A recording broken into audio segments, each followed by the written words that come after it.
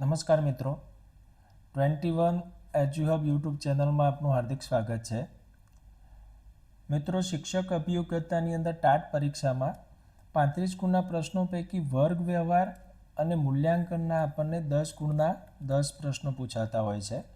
અને તેની અંદર વર્ગ વ્યવહાર, બેન્જામિન બ્લૂમ મૂલ્યાંકન સહિત આંકડાશાસ્ત્ર, શિક્ષણ અને ટેકનોલોજી એટલે કે આપણે એને શૈક્ષણિક ટેકનોલોજી પણ કહી શકીએ છીએ, અને ક્રિયાત્મક સંશોધન. તો આ પેટા મુદ્દાઓમાંથી આપણને 10 પ્રશ્નો પૂછાતા હોય છે. તો આ તમામ મુદ્દાઓનો સમાવેશ કરી અને MCQ સિરીઝમાં આપણે અગત્યના પ્રશ્નોની પરીક્ષાલક્ષી વાત કરવાના છીએ. તો શરૂઆત કરીએ મિત્રો. પ્રથમ પ્રશ્ન છે આપનો કે નેડ ફ્લેન્ડર્સની જે શાબ્દિક વર્ગ વ્યવહાર પદ્ધતિ છે FISCS સંદર્ભે નીચેનામાંથી કયું વિધાન અયોગ્ય છે? ખાસ ધ્યાન રાખજો, અયોગ્ય છે. તો પહેલો વિકલ્પ એ છે તે માત્ર શિક્ષક અને વિદ્યાર્થી વચ્ચેના શાબ્દિક વર્ગ વ્યવહારને જ નોંધે છે, અશાબ્દિક હાવભાવને નહીં. તો આ વિધાન સાચું છે. તેમાં ઘટક વિકલ્પ બી છે, ઘટક 1 થી 7 જે છે શિક્ષક કથનના છે અને 8 થી 9 ઘટકો વિદ્યાર્થી કથનના છે અને 10મું ઘટક શાંતિ દર્શાવે છે. તો આ પણ સાચી બાબત છે. વિકલ્પ સી છે વખાણ કે પ્રોત્સાહન આપવું, ઘટક 2 એ શિક્ષકની પ્રત્યક્ષ અસર છે અથવા તો શિક્ષકની પ્રત્યક્ષ અસરનું ઉદાહરણ છે. તો આ જે વિધાન છે કેવું છે મિત્રો? અયોગ્ય થયેલું છે. કારણ કે પ્રત્યક્ષ અસર નહીં પણ વખાણ કે પ્રોત્સાહન આપવું એ શિક્ષકની કેવી અસરમાં આવે છે? પરોક્ષ અસરમાં આવે છે. એટલે કે આ વિધાન અયોગ્ય જોડાયેલું છે. એટલે વિકલ્પ સી છે આપણો સાચો ઉત્તર થવાનો છે. તો 1 થી 7 ઘટક જે શિક્ષકના છે એમાંથી 1 થી જે 4 ઘટક છે એ શિક્ષકની પરોક્ષ અસરમાં આવે છે અને 5 થી જે 7 એમ કરીને 3 ઘટક છે શિક્ષકની પ્રત્યક્ષ અસરમાં આવે છે. તો આ ક્રમ ધ્યાનમાં રાખવો જરૂરી છે. આગળ વાત કરીએ. પ્રશ્ન 2 છે વિધાન અને કારણ પ્રકારના પ્રશ્નને આપણે સમજવાનો છે. પહેલાં તો વિધાન એ છે કે શિક્ષક વર્ગમાં ઘટક 7 શાના માટે છે? કે ટીકા કરવી કે સત્તા સ્થાપિત કરવી નો સતત અને વધુ પડતો ઉપયોગ કરે તો વર્ગમાં વિદ્યાર્થીઓની સ્વયંસ્ફુરિત ભાગીદારી ઘટે છે. તેનું કારણ છે કે ઘટક 7 એ શિક્ષકની સીધી એટલે કે ડાયરેક્ટ અસર છે, જે વર્ગમાં લોકશાહી વાતાવરણને બદલે સરમુખત્યાયી વાતાવરણ ઊભું કરે છે. તો તેના આધારે જે 4 વિકલ્પ આપેલા છે આપણને, તો વિકલ્પ એ આપણો સાચો જવાબ થશે કે અહીંયા વિધાન એ અને આર બંને કેવા છે? સાચા છે. અને આર જે છે કારણ, એ વિધાન એની યોગ્ય સમજૂતી આપે છે. તો આ અગત્યનો પ્રશ્ન છે મિત્રો પરીક્ષાલક્ષી. પ્રશ્ન 3 છે શૈક્ષણિક જે હેતુઓ અને બેન્જામિન બ્લૂમની જે સંશોધિત વર્ગીકરણ પ્રણાલી છે તો એના જ્ઞાનાત્મક ક્ષેત્રના સ્તરોનું યોગ્ય રીતે જોડકું જોડો. તો અહીંયા આપણને કોલમ એ અને કોલમ બીની અંદર જે પ્રણાલી અને ક્ષેત્રોની જે વાત કરી છે. તો પહેલું છે કે શીખેલા સિદ્ધાંતનો નવી કે અજાણી પરિસ્થિતિમાં ઉપયોગ કરવો. ઉપયોગ કરવાની બાબત એટલે શામાં આવશે મિત્રો? વિનિયોગ કરવાની વાત છે. આ જુદી જુદી માહિતી ભેગી કરી નવો ખ્યાલ કે મોડેલ બનાવવું એટલે કે નવું સર્જન કરવાની વાત છે. 2 અલગ અલગ પદ્ધતિઓમાંથી કઈ શ્રેષ્ઠ છે તેનો નિર્ણય લેવો એટલે કે શું કરવાનું? ઇવેલ્યુએશન કરવાનું છે, મૂલ્યાંકન. એટલે કે વિકલ્પ એ જે છે આપણો સાચો જવાબ થવાનો છે. તો આ ટાઈપના પ્રશ્નો પરીક્ષામાં આપણને વારંવાર મિત્રો પૂછાતા હોય છે. પ્રશ્ન 4 છે મૂલ્યાંકનના પ્રકારો અને તેના ઉદ્દેશો સંદર્ભે કયું વિધાન સત્ય છે એટલે કે સાચું છે? તો રચનાત્મક મૂલ્યાંકન વર્ષના અંતે વિદ્યાર્થીની એકંદરે સિદ્ધિ નક્કી કરી ગ્રેડ આપવા માટે વપરાય છે. તો આ વિધાન ખોટું છે કે રચનાત્મક મૂલ્યાંકન એ વિષયવસ્તુ અથવા તો શિક્ષણની સાથે સાથે ચાલતું જતું હોય છે. સ્થાનાંકક્ષમ મૂલ્યાંકન વિદ્યાર્થીની શૈક્ષણિક કચાશ અને ભૂલોના મૂળ કારણો શોધવા માટે વપરાય છે. તો આ પણ ખોટી બાબત છે. સ્થાનાંકક્ષમ મૂલ્યાંકન એ મોટાભાગે જ્યારે વિદ્યાર્થીના પ્રવેશની બાબત હોય ત્યારે કરવામાં આવતું હોય છે. પરંતુ વિકલ્પ સી જે છે આપણો સાચો ઉત્તર છે કે સંકલિત અથવા તો સારાંશાત્મક મૂલ્યાંકન એ શિક્ષણ કાર્યક્રમની પૂર્ણાહુતિ વખતે વિદ્યાર્થીની સિદ્ધિ માપવા માટે વપરાય છે. એટલે વિકલ્પ સી જે છે એ સાચું વિધાન થશે. નિદાનાત્મક મૂલ્યાંકન જે છે કચાશ શોધવા માટે વપરાતું હોય છે. રચનાત્મક મૂલ્યાંકન એ સતત સુધારા માટે વપરાય છે, જ્યારે સ્થાનાંકક્ષમ જે છે પ્રવેશ આપવા માટે વપરાય છે. એટલે મૂલ્યાંકન રિગાર્ડિંગ આ પણ પ્રશ્ન ખૂબ જ અગત્યનો છે આપણા માટે.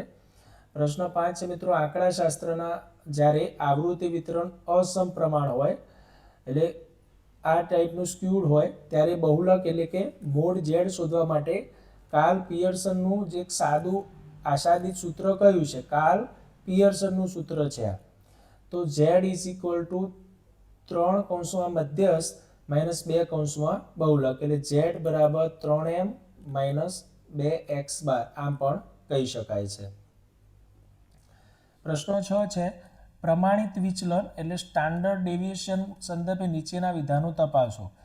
તો તે પ્રસારમાંનું સૌથી વિશ્વસનીય આદર્શ અને સ્થિર માપ છે, તો આ વિધાન સાચું છે. તેની ગણતરીમાં પ્રાપ્તાંકોના વિચલનો હંમેશા મધ્યસ્થથી લેવામાં આવે છે, તો આ વિધાન ખોટું છે. મધ્યસ્થથી નહીં પણ ક્યાંથી લેવામાં આવે છે? મધ્યકથી લેવામાં આવે છે એટલે કે x બારથી. તે વિતરણના તમામ પ્રાપ્તાંકો પર આધારિત હોય છે, તો આ સાચું છે. તો ઉપરોક્તમાંથી કયું અથવા કયા વિધાન સત્ય છે? તો આપણે જોયું મિત્રો વિધાન 1 અને 3 કેવા છે? સત્ય એટલે વિકલ્પ સી આપણો સાચો જવાબ થશે. વિધાન 2 ખોટું છે કારણ કે એની જગ્યાએ શું આવશે? મધ્યક હોય તો સાચું હતું એ. પ્રશ્નો 7 છે શૈક્ષણિક ટેકનોલોજીના પ્રણાલી અભિગમ જેને કહીએ છીએ આપણે સિસ્ટમ એપ્રોચને લાગુ પડતી વખતે યોગ્ય સોપાનોનું તાર્કિક પસંદ કરો. ખૂબ જ અગત્યનો પ્રશ્ન છે મિત્રો. તો સૌથી પહેલાં આપણે શું આવશે આની અંદર કે પ્રણાલીનું વિશ્લેષણ કરવાની વાત આવશે, ત્યારબાદ પ્રણાલી વિકાસ અને એની રચના કરવાની, ત્યારબાદ થશે પ્રણાલીનું અમલીકરણ અને છેલ્લે મૂલ્યાંકન અને સુધારો એટલે વિકલ્પ એ જે છે આપણો સાચો જવાબ થવાનો છે. તો 2, 1, 4, 3 જરૂરિયાતોનું આપણે પૃથ્થકરણ કરી લઈશું પહેલાં કે કઈ કઈ બાબતોની આપણે જરૂરિયાત છે, ત્યારબાદ એના આધારે આગળનું આયોજન એટલે કે એક ડિઝાઇન કરીશું, એના આધારે પછી એ કાર્યક્રમને અમલમાં મૂકીશું અને પછી એનું મૂલ્યાંકન કરીશું. આ જે ક્રમ છે શૈક્ષણિક પ્રણાલી એટલે સિસ્ટમ એપ્રોચ અંતર્ગત સાચો ક્રમ છે. એટલે આ ટાઈપનો પ્રશ્ન ખાસ પરીક્ષા માટે ઉપયોગી છે. પ્રશ્ન 8 છે નીચેનામાંથી કયું ઉદાહરણ શૈક્ષણિક ટેકનોલોજીના સોફ્ટવેર અભિગમનું છે એટલે સોફ્ટવેર એપ્રોચ માટેનું છે. શૈક્ષણિક અભિગમની અંદર શૈક્ષણિક ટેકનોલોજીમાં 3 અભિગમ આપણે જોવા મળે છે. એક હાર્ડવેર અભિગમ છે, પછી છે સોફ્ટવેર અભિગમ અને પ્રણાલી અભિગમ. આ 3 બાબતો છે. તેમાંથી સોફ્ટવેર અભિગમનું એપ્રોચ કયા પ્રકારનું છે? તો અભિક્રમિત અધ્યયન સામગ્રી અને પાઠ આયોજનની વાત છે. જ્યારે ઓવર પ્રોજેક્ટ એક સ્માર્ટ બોર્ડ હોય તો આ કયા પ્રકારનું છે? હાર્ડવેર છે. સીસીટીવી કેમેરા અને રેડિયો એ પણ હાર્ડવેરમાં આવી જાય છે. માઇક્રોસ્કોપ અને ઓડિયોસ્કોપ પણ શામાં આવી જાય છે? હાર્ડવેર અભિગમમાં આવી જાય છે. તો હાર્ડવેર અભિગમ એ મોટાભાગે કેવું છે? ભૌતિક મશીનો સાથે જોડાયેલું છે. જ્યારે સોફ્ટવેર અભિગમ એ મનોવિજ્ઞાન આધારિત જે શૈક્ષણિક સામગ્રી હોય, અધ્યાપનની પદ્ધતિઓ હોય તેની સાથે જોડાયેલી બાબત છે. પ્રશ્ન 9 છે ક્રિયાત્મક સંશોધનને મૂળભૂત સંશોધનથી અલગ પાડતું સૌથી મુખ્ય લક્ષણ કયું છે? મૂળભૂત સંશોધન. સંશોધનના મુખ્ય મિત્રો 3 પ્રકાર છે. એક છે મૂળભૂત સંશોધન છે, વ્યાવહારિક સંશોધન છે અને ક્રિયાત્મક. તો તેમાંથી ક્રિયાત્મક અને મૂળભૂત કેવી રીતે જુદા પડે છે? તો ક્રિયાત્મક સંશોધનના પરિણામો અને તારણોનું વ્યાપક પાયે સામાન્યીકરણ થઈ શકતું નથી. તો આ બાબતે ક્રિયાત્મક સંશોધન મૂળભૂત સંશોધનથી અલગ પડે છે. ક્રિયાત્મક સંશોધન છે મોટાભાગે સ્થાનિક જે સમસ્યાઓના ઉકેલ પૂરતું મર્યાદિત હોવાથી તેના તારણોનો જે તે શાળા કે જે તે વિસ્તાર કે રાજ્ય પૂરતા જ લાગુ પાડી શકાય છે. સમગ્ર જગ્યાએ સમગ્ર રાજ્ય કક્ષાએ કે અન્ય શાળાઓમાં કે અન્ય જિલ્લામાં લાગુ પાડી શકાતા નથી. પ્રશ્ન 10 છે કે એક શિક્ષક વર્ગમાં જુએ છે કે મોટાભાગના વિદ્યાર્થીઓ ગણિતના કોયડા ઉકેલવામાં ભૂલો કરે છે. હવે આ સમસ્યાના ઉકેલ માટે શિક્ષક ક્રિયાત્મક સંશોધન હાથ ધરે છે. તો આ પ્રક્રિયામાં ક્રિયાત્મક પરિકલ્પના એટલે એક્શન હાઇપોથેસિસની રચનાનો મુખ્ય આધાર શું હોવો જોઈએ? તો સૌથી પહેલાં શું શોધવું પડશે? આપણે સંભવિત કારણો અને ત્યારબાદ એને દૂર કરવા માટેના ઉપાયોનું તાર્કિક અનુમાન કરવું પડશે. એટલે એક્શન હાઇપોથેસિસનો મુખ્ય આધાર શું હશે? કે સમસ્યાના સંભવિત કારણોની યાદી બનાવી અને એને દૂર કરવા માટેના ઉપાયોનું તાર્કિક અનુમાન કરવું. એટલે આ ક્રમ જે છે એ ચોક્કસ ક્રમમાં ગોઠવણી કરવી પડે એની.